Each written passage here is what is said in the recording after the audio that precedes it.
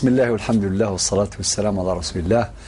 معاشر المشاهدين الكرام، السلام عليكم ورحمة الله وبركاته. مرحبا بسم الله السلام نوان دي ولت نوان والصلح خير. أختنا جات حقيقة قدمت مقدمة لطيفة جدا عن هذا الشهر الفضيل، وفعلا هو ضيف عزيز يحل على أمتنا الإسلامية قاطبة. نسأل الله عز وجل أن يوفقنا جميعا لنستثمر هذا الشهر، فهو شهر الاستثمار، شهر الاستثمار في العبادات، في الطاعات، في القربات، وفي الباقيات الصالحات. هذا الشهر ينبئنا حقيقة عن الانتصارات والفتوحات التي تمت في هذا الشهر الفضيل. فشهر رمضان في تاريخنا الإسلامي المشرق هو شهر الطاعات، هو شهر الفتوحات، هو شهر الانتصارات، ولكن وهو أيضا شهر التسامح وشهر التصالح.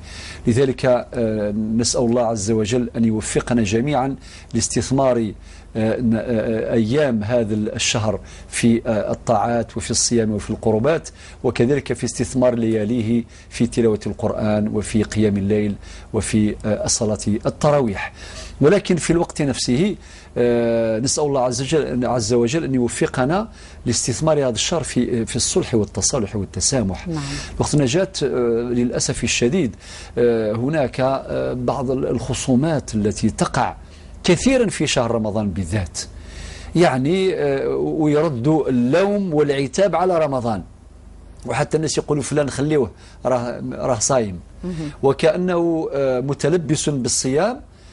قد يستخدم الإنسان الصيام ويستخدمه سببا للعدوان على الناس. ما دام هو صايم معناه عنده لي سيركونستانس اتيليونت، عنده ظروف مخففة، وهذا خطأ. وبعضهم يعني لأتفه الأسباب يغضب، وحينما يغضب يعني ينازع الناس ويحدث فتنا ومشكلات وقضايا ونزاعات لا حصر لها.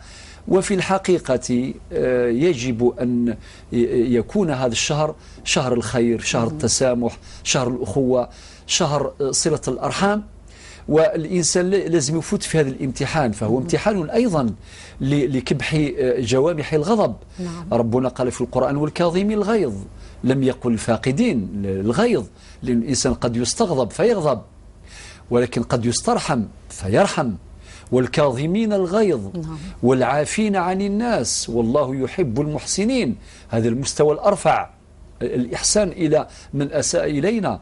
وكذلك نبينا صلى الله عليه وسلم في أحاديث كثيرة، منها الحديث المعروف المشهور لا تغضب لا تغضب، وكررها مرارا، دعوة إلى كبح أيضا يعني الغضب والنفس التي تأمر الإنسان بالظلم. وقال في حديث آخر ليس الشديد بالسرعة الذي يصرع الناس ويصارع الناس، إنما الشديد الذي يملك نفسه عند الغضب، يكون عنده الإفراط، يكون عنده المكابح، يكبح نفسه لكي لا يعتدي على الغير. والشياطين تصفد، ولكن النفوس لا تصفد.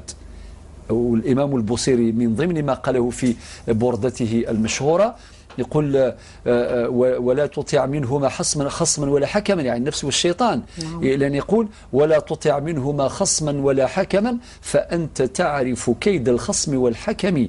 يعني النفس والشيطان يتعاونان على تدمير الإنسان، فإذا صفدت الشياطين فالنفوس التي تأمر بالسوء لا تزال حية قائمة. وربنا ينبئنا في القرآن الكريم كثير من الأزمات والفتن والمصائب اللي صارت والنزاعات والجرائم سببها النفس. أذكر على سبيل المثال أول جريمة وقعت في الوجود بين بني البشر، الخلاف الذي وقع بين قابيل وهابيل، والقرآن يحكي ذلك. فسولت له نفسه قتل أخيه فقتله. وقبل ذلك يقول ربنا سبحانه على لسان هابيل الذي يقول لقابيل لئن بسطت إلي يدك لتقتلني ما أنا بباسط يدي إليك لأقتلك إني أخاف الله رب العالمين. هذا خطاب هابيل لقابيل، ولكن قابيل سيطرت عليه نفسه، فقال القرآن فطوعت له نفسه قتل أخيه فقتله. إذن النفس كيف تطوع الإنسان، كيف تحبب له الجريمة فيقع في الجريمة ثم يندم بعد ذلك، والندم دائما يأتي في الأخير. وكذلك فعل إخوة يوسف، مع يوسف، والقرآن الكريم يحكي هذه الحكاية. وجاءوا أباهم عشاء يبكون قالوا يا أبانا إنا ذهبنا نستبق وتركنا يوسف عند متاعنا فأكله الذئب وما أنت بمؤمن ولو كنا صادقين. وبعدين يقول يعقوب فطوعت له سوت لكم أنفسكم أمرا فصبر جميل والله المستعان على ما تصفون. وربنا يقول في القرآن الكريم ونفس وما سواها فألهمها فجورها وتقواها قد أفلح من زكاها وقد خاب من دساها. نستثمر هذا الشهر العظيم في تزكية النفوس، وتلك مرحلة أساسية في تحقيق الصلح والتسامح فيما بيننا.